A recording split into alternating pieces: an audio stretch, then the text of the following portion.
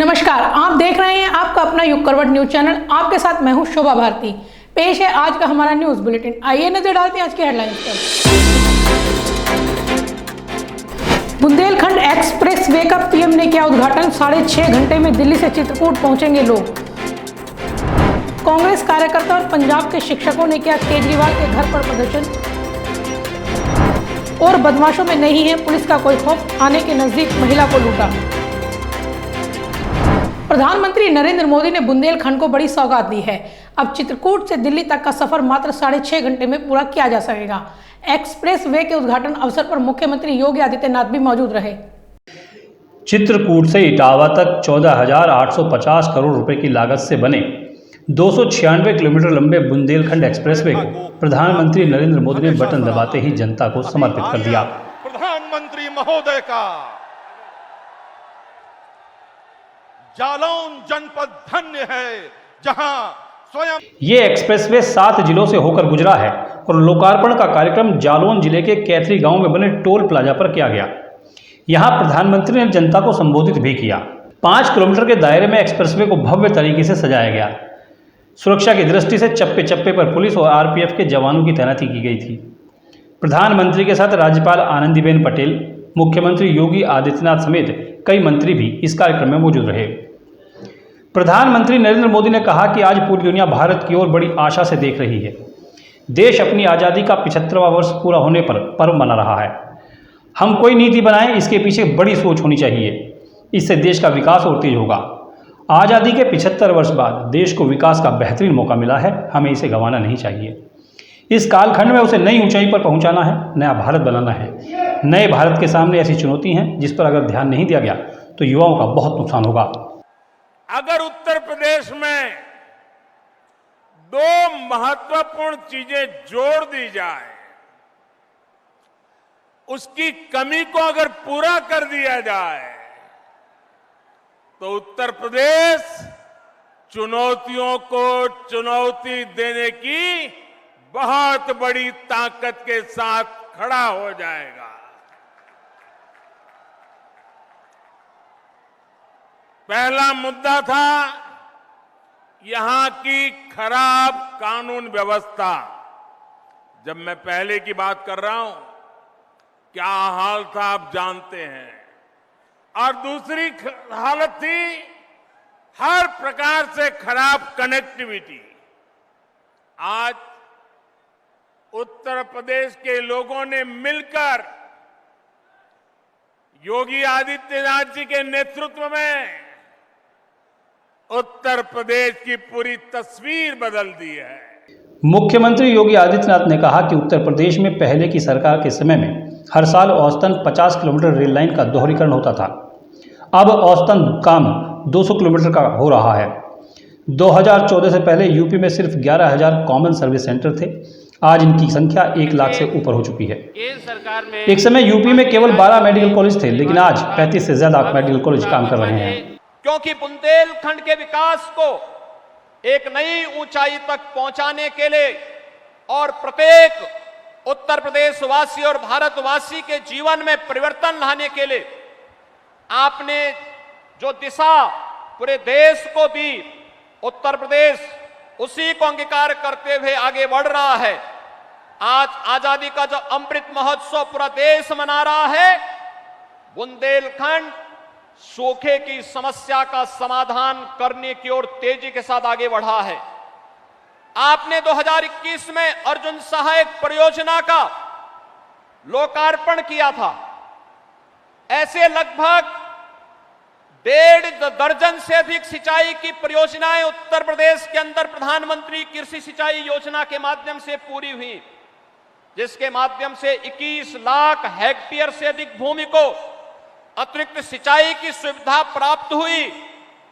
और अब जब ये देश आजादी का अमृत महोत्सव मना रहा है, तब बुंदेलखंड हर घर नल की योजना को पूरा करने की ओर अग्रसर है। बहुत शीघ्र बुंदेलखंड के हर घर में शुद्ध पेयजल उपलब्ध कराने के आपके महत्वाकांक्षी अभियान को भी हमें पूरा करने में मदद मिल जाएगी। इसके अलावा 14 नए मेडिकल कॉलेज पर काम चल रहा है। विकास की जिस धारा पर आज देश चल रहा है उसके मूल में दो प्रमुख पहलू हैं, एक है इरादा और दूसरा है मर्यादा।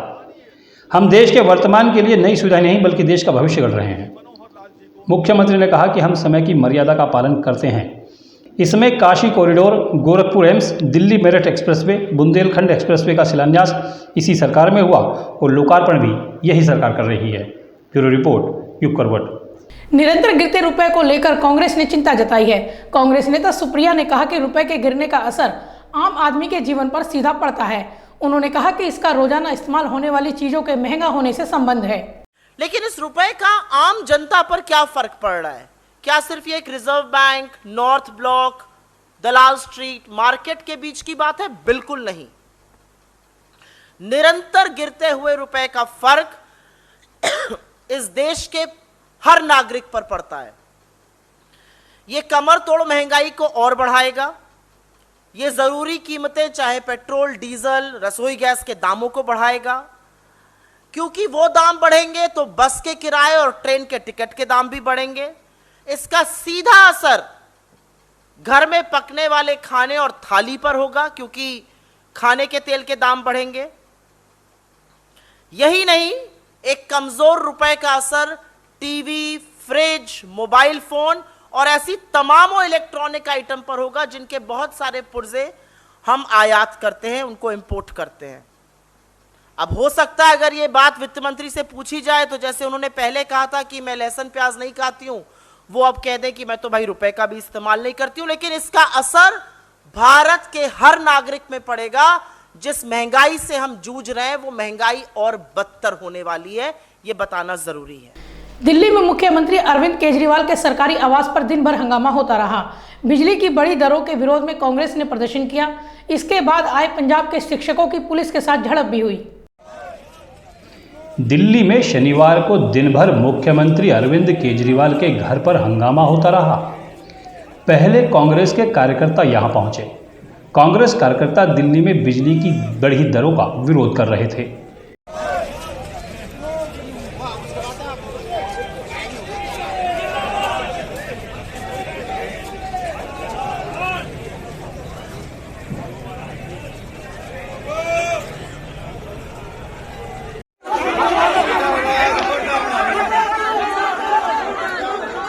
जैसे तैसे कांग्रेस कार्यकर्ता यहां से हटे तो पंजाब के शिक्षक आ गए।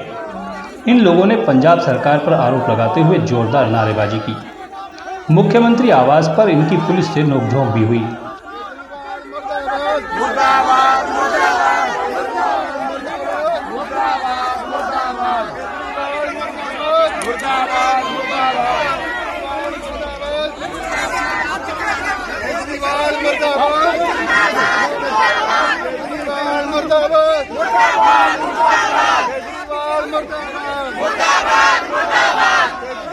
इस पूरे मामले पर मुख्यमंत्री अरविंद केजरीवाल और आम आदमी पार्टी का कोई बयान सामने नहीं आया है। ब्यूरो रिपोर्ट, युग करवट। कांवड़ यात्रा की तैयारियों में कोई चूक न हो जाए, इसके लिए गाजियाबाद प्रशासन कोई कसर नहीं छोड़ना चाहता। एडीएम प्रशासन ऋतु सुहास ने पाइपलाइन मार्ग का निरीक्षण किया। इस दौरान पाई गई कमियों को दूर करने के निर्देश दिए गए।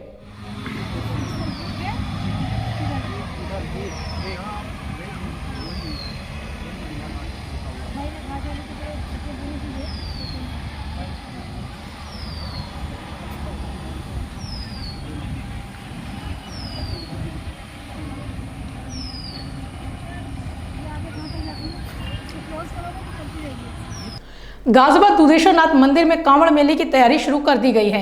यहाँ सड़कों को दुरुस्त करने का काम चल रहा है, साथ ही बिजली के खंभों को भी कवर किया जा रहा है। इस मंदिर में लाखों लोग कांवड़ चढ़ाते हैं। कांवड़ यात्रा को लेकर जिला प्रशासन द्वारा अंतिम चरण की तैयारियों को पूरा किया जा रहा है। इसी क्रम में दुधेश्वरनाथ मंदिर की टूटी फूटी रोड को ठीक किया जा रहा है। साथ ही रोड के दोनों साइड फुटपाथ को भी दुरुस्त किया जा रहा है। बता दें कि सड़क के दोनों ओर बने नालों को भी अस्थायी रूप से कवर किया जाएगा ताकि शिव भक्तों को किसी प्रकार की समस्या न हो, क्योंकि दुधेश्वरनाथ मंदिर में सबसे अधिक शिव भक्त जलाभिषेक के लिए उमड़ते हैं। इसके अलावा रोड पर लगे बिजली के खंभों को भी प्लास्टिक से कवर किया जा रहा है। लटके तारों को ऊंचा कर प्लास्टिक से कवर किया जा रहा है। ब्यूरो रिपोर्ट, युग करवट। हर महीने के तीसरे शनिवार को संपूर्ण समाधान दिवस मनाया जाता है। गाजियाबाद में सदर तहसील में इसका आयोजन किया गया। पुलिस और प्रशासन के अधिकारियों ने संयुक्त रूप से लोगों की समस्याएं सुनी। माह के तीसरे शनिवार को तहसील सदर में संपूर्ण समाधान दिवस मनाया गया। यहां एसडीएम सदर विनय कुमार सिंह और सीओ सेकंड आलोकी दुबे ने फरियादियों की शिकायतें सुनी।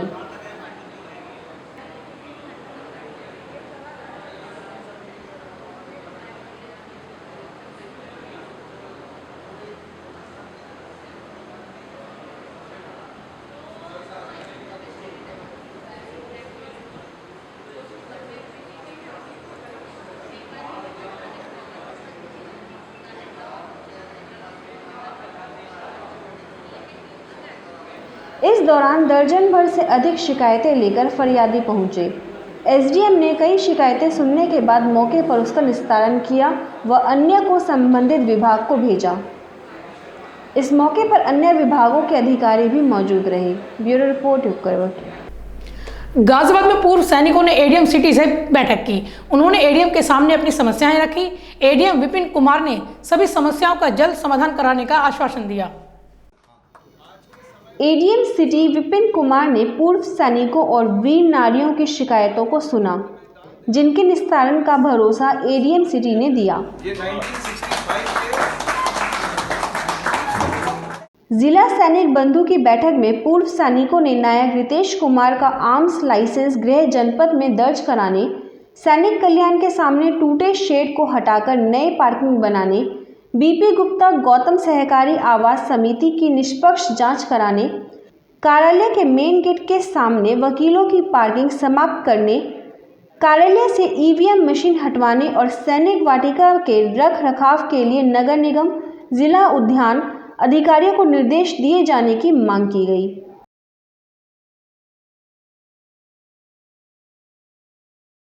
इस दौरान पूर्व सैनिकों के लिए वृद्धाश्रम बनाने को नेशनल हाईवे पर 3 बीघा जमीन दान देने की घोषणा भी की गई।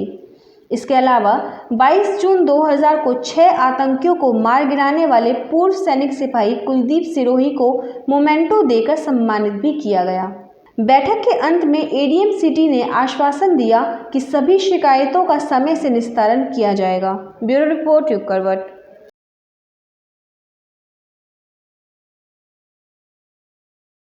गाजियाबाद के वैशाली स्थित नवीन अस्पताल में 15 दिन का स्वास्थ्य शिविर लगाया गया था। शनिवार को इसका समापन हो गया। समापन समारोह में गुरप्रीत सिंह रम्मी भी पहुंचे। रम्मी ने कोविड काल में ऑक्सीजन का लंगर लगाया था। नवीन अस्पताल द्वारा लगाए गए 15 दिवसीय मेडिकल कैंप में 250 से अधिक लोगों ने जांच कराई। कैंप के समापन अवसर पर आयोजित कार्यक्रम में मुख्य अतिथि के रूप में मौजूद इंदिरापुरम गुरुद्वारा के प्रधान और ऑक्सीजन मैन कहे जाने वाले गुरप्रीत सिंह रम्मी ने कहा कि मानव मात्र की सेवा करना ही एकमात्र उद्देश्य है।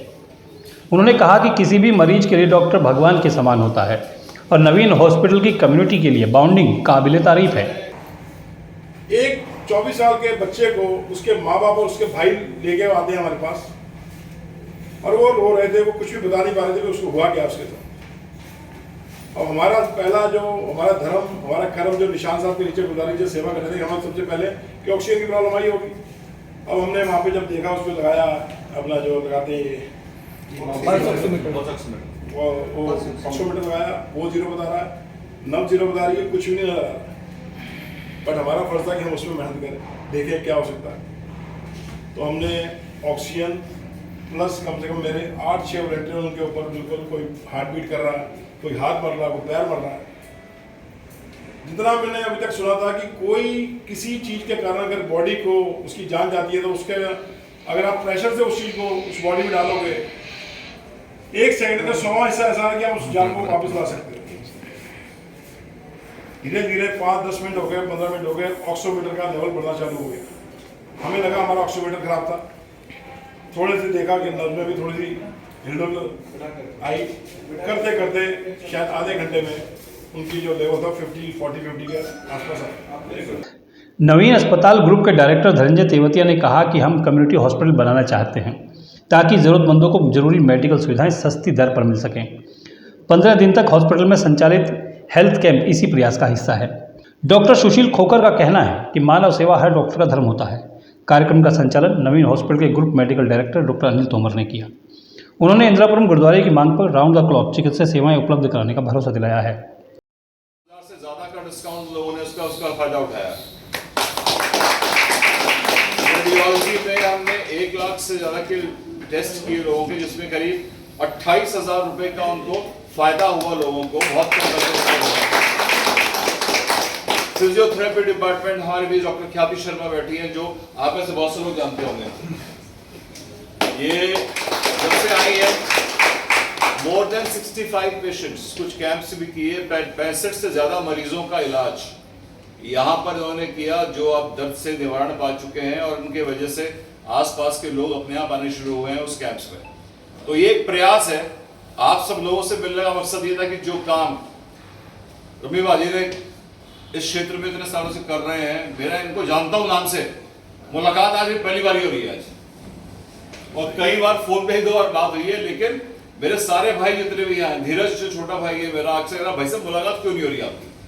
भाई मैं शहर में था नहीं, 12 साल से दिल्ली बैठा था इनके पड़ोस में, तो मैं आ गया हूँ, तो मेरा भाई आप सबसे पुराने लोगों से मुलाकात करते हैं, तो अच्छा लगा और इतना आनंद आया मिलके। मैंने कहा भाई कम से कम और इतने लोग यहाँ पे समाज के बैठे हैं, बिकॉज ये चीज़ तो विच आई अप्रिशिएट पर्सनली कि भाई हमारी कम्युनिटी ऐसी कम्युनिटी है कि समाज को देना जानती है, और ऐसे लोग आज की तारीख बंदे बड़े कम रह गए। हमारे समाज में हो क्या रहा है, हम लोगों ने पिछले 25 साल में क्या खोया है? प्यार खोया है, मोहब्बत खोई है, विश्वास खोया है। उन्होंने बताया कि 1 से 15 जुलाई तक नवीन हॉस्पिटल में संचालित मेडिकल कैंप का आसपास के 250 से अधिक लोगों ने लाभ उठाया। कैंप में निःशुल्क ओपीडी के साथ ही तमाम जांचों पर भी 20 से 25% तक की छूट दी गई। इस दौरान 120 लोगों की पैथोलॉजी और 104 लोगों की रेडियोलॉजी से संबंधित जांच की गई। एम्स की पूर्व डॉक्टर ख्याति शर्मा ने 66 लोगों को फिजियोथेरेपी से संबंधित सेवाएं प्रदान की। ब्यूरो रिपोर्ट क्यू करवट। दिल्ली से तस्करी करके गाजियाबाद में शराब लाई जाती है। इसे रोकने के लिए आबकारी विभाग कार्रवाई करता रहता है। ट्रांसपोर्ट नगर से 36 पेटी शराब पकड़ी गई है। बाजार में इसकी कीमत 4 लाख रुपए बताई जा रही है। ट्रांसपोर्ट नगर में अब जहां उपस्थित है, यहाँ पे अभी 34 पेटी पकड़ी गई है, और जो ट्रांसपोर्टर का आदमी यहाँ पे पकड़ा गया है, वो बताया है कि कोई अज्ञात आदमी कल इसको डिलीवरी करके गया था और इसको कटिहार भेजा जाना था, लेकिन सूचना पे यहाँ दबिश दी गई और 34 पेटी शराब पकड़ी गई, जिसका बाजार मूल्य लगभग 4 लाख रुपए है। और इन लोगों के विरुद्ध जो है दंडात्मक कार्रवाई की जाएगी, ट्रांसपोर्टर के खिलाफ भी, चूँकि बिहार का रहने वाला है। और हम लोगों ने पीछे सारे ट्रांसपोर्टरों को बुला करके मीटिंग करके उनको कहा गया था कि आप लोग कोई भी चीज़ ट्रांसपोर्ट कर रहे हैं तो उसको देख लें, अवैध चीज़ जो है शराब या कोई भी चीज़ ना भेजें, लेकिन लोग मान नहीं रहे हैं तो इन लोगों के विरुद्ध दंडात्मक कार्रवाई की जाएगी। लोनी नगर पालिका के चेयरमैन रंजीता धामा ने विकास कार्य शुरू कराए हैं। वार्ड 5 में इंटरलॉकिंग टाइल्स लगाने के काम का उद्घाटन किया है। यहाँ 56 लाख रुपए के विकास कार्य चल रहे हैं। लोनी नगर पालिका अध्यक्ष रंजीता धामा ने वार्ड 5 न्यू विकास नगर कॉलोनी में 56 लाख रुपए की लागत से गलियों के निर्माण कार्य का नारियल फोड़कर शुभारंभ किया। इस दौरान स्थानीय निवासियों ने नगर पालिका अध्यक्ष रंजीता धामा का फूल माला पहनाकर स्वागत किया। रंजीता धामा ने कहा कि पिछले काफ़ी समय से इन गलियों के निर्माण की मांग की जा रही थी।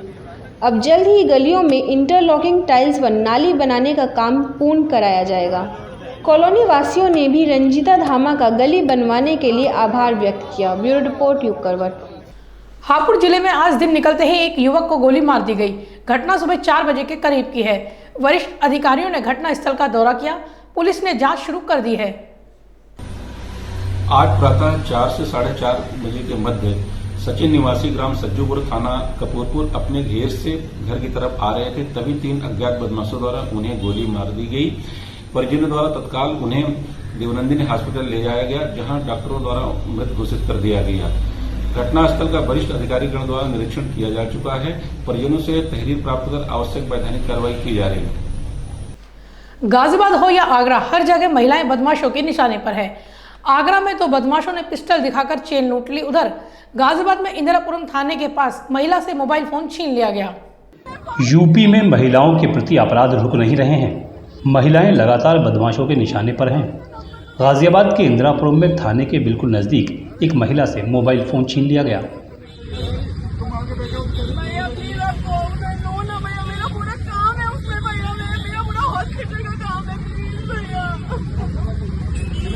दूसरी घटना आगरा के कालिंदी विहार की है।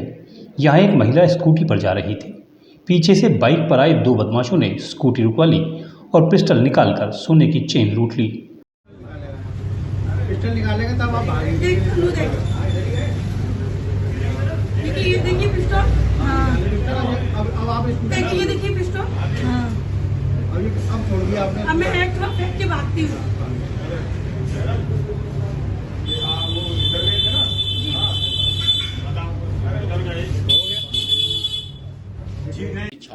मुख्यमंत्री योगी आदित्यनाथ का दावा है कि अपराधी या तो जेल में हैं या प्रदेश छोड़ गए हैं, लेकिन जिस तरह से लूट और छीना झपटी की घटनाएं हो रही हैं, उससे नहीं लगता कि उत्तर प्रदेश में बदमाशों में पुलिस का कोई खौफ भी है। ब्यूरो रिपोर्ट, युग करवट।